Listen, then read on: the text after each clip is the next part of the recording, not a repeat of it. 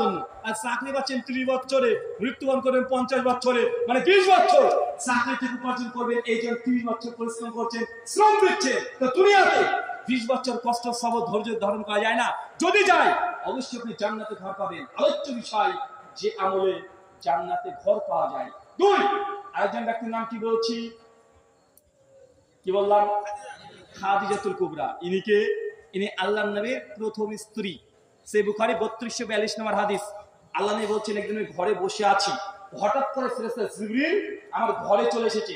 এসে আমাকে সালাম দিয়ে বলছে যে আপনি আপনার স্ত্রী খাদিজাকে বলেন আল্লাহ আসমান থেকে খাদিজার জন্য সালাম পাঠিয়েছে। আর এটাও জানিয়ে দেন খাদিজার জন্য আল্লাহ সুবহানাহু ওয়া তাআলা জান্নাতে একটা চমৎকার ঘর নির্মাণ করেছে, যার ভেতর থেকে বাইরে দেখা যায় আর বাইরে থেকে ভেতর দেখা যায়। বলেন আপনার স্ত্রী ওই যে আসছে, হাতে খাবারের পাত্র আছে, তাকে জানিয়ে দেন। তারপরে দ্বিতীয় একজন নাম পেলাম, নাম কি নাম পেলাম?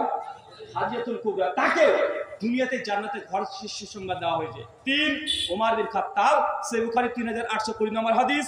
ওমর বিন খাত্তাব বসে আছে, নবী মিরাজ থেকে ফিরে এসে বলছেন, ওমর জান্নাতে তোমার ঘর দেখে আসলাম, তোমার ঘর এত চমৎকার, বারবার মন চাচ্ছিল তোমার ঘরের মধ্যে প্রবেশ করি, কিন্তু যখন ফেরেশতা জিবরিল বলল যেটা আপনার উম্মতে ওমরের ঘর, আমি তখন পা দিই নাই, কারণ আমি চাইলাম আমার ওমর যখন জান্নাতে প্রবেশ করবে প্রথম পা যেন ওমর বিন খাত্তাবের পরে, এই জন্য ফিরে এসেছি। চাচা বলেন তো কয়জনের নাম বললাম এবার?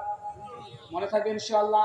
গোটা আলোচনা যদি ভুলে যান 3 জনের নাম মুখস্থ করে চলে যান যারা জান্নাতে ঘর পেয়ে গেছে। 1 খাদিজা, 2 আসিয়া, 3 ওমর বিন খাত্তাব। 3 জন জান্নাতে ঘর পেয়ে গেছে। এখন বলেন আমাদের জান্নাতে ঘর দরকার আছে না নাই? কে কে জান্নাতে ঘর চান একবার হাত তোলেন। মাশাআল্লাহ, আল্লাহ তুমি কবুল করো, আমিন। আমি 5খানা আমলের কথা বলবো। কয়টা? রাত্রি অনেক লম্বা করবো না, আমি রাত্রি 11টা পরে কখনো আলোচনা করি না, এটা আপনাদের অবগতিতে আছে। আমি আলোচনা দেওয়ার আগে আমি টাইমটাকে ফাইনাল করে দিই যে 11টার পরে যেন আমার স্টেজে না থাকতে হয়, সে প্রস্তুতি নিয়ে প্রোগ্রাম সেট করবেন।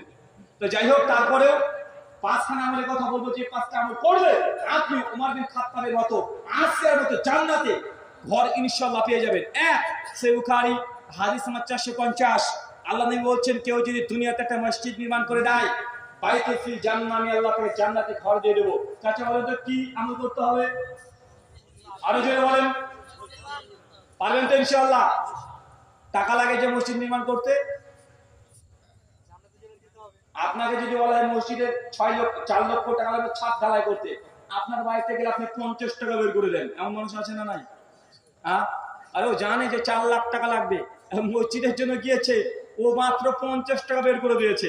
পরের বছর যদি যায়, হবে কয়েকদিন আগে দিলাম যে 1 বছর পার হয়ে গেছে, আছে না নাই?